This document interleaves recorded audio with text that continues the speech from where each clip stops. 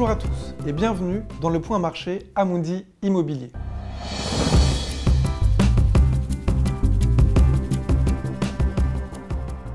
Les commercialisations ont atteint des niveaux élevés.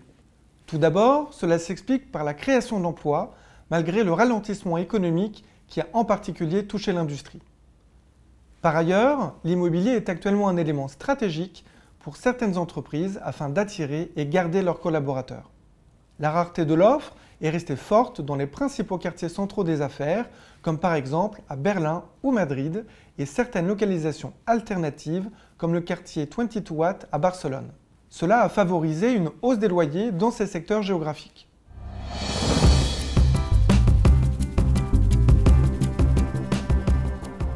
Le secteur des commerces continue à faire face à des mutations et les enseignes ont tendance à privilégier les villes et secteurs établis. C'est là que les valeurs locatives ont tendance à mieux résister. Les commercialisations d'entrepôts logistiques ont été assez actives en 2019 dans les principaux marchés européens, malgré certaines baisses comme en France.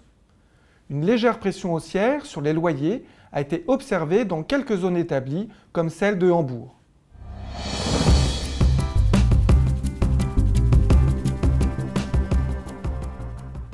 Les investissements sont restés élevés en 2019, avec notamment un niveau record en France.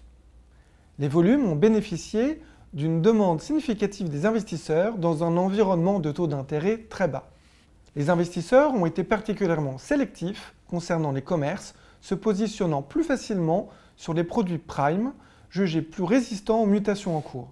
Pour les actifs logistiques et les bureaux, la concurrence a été forte sur les actifs les plus recherchés et a favorisé une certaine compression des taux de rendement prime qui sont à des niveaux historiquement bas sur de nombreux marchés. Pour les bureaux, plusieurs villes ont rejoint Munich sous les 3%.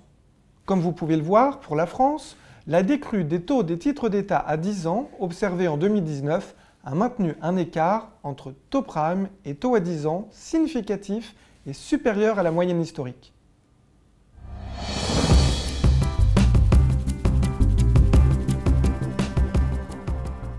Dans le scénario central, les commercialisations de bureaux devraient être assez élevées, mais être impactées par la croissance plus modérée de l'emploi. La rareté de l'offre dans les principaux quartiers d'affaires des principaux marchés européens et certains secteurs proches devrait avoir un effet favorable sur les loyers. Le marché de la logistique resterait dynamisé par le e-commerce et bénéficierait de hausses modérées de loyers dans des secteurs établis et sous-offreurs. De son côté, le secteur des commerces devrait rester très segmenté, tant en termes de localisation que de classe d'actifs. Compte tenu de la demande qui s'exprime à ce stade, nous anticipons un marché de l'investissement actif. Avec des taux de rendement à 10 ans pouvant rester très bas, nous pensons que les taux de rendement prime peuvent encore diminuer dans certains marchés de bureaux ou logistiques. Des incertitudes comme celles entourant la propagation du coronavirus ou celles liées au Brexit seront notamment à suivre. Plus globalement, il faudra rester attentif à l'évolution de l'environnement économique, politique et financier pouvant impacter tant le marché locatif que de l'investissement. Merci et rendez-vous au prochain semestre.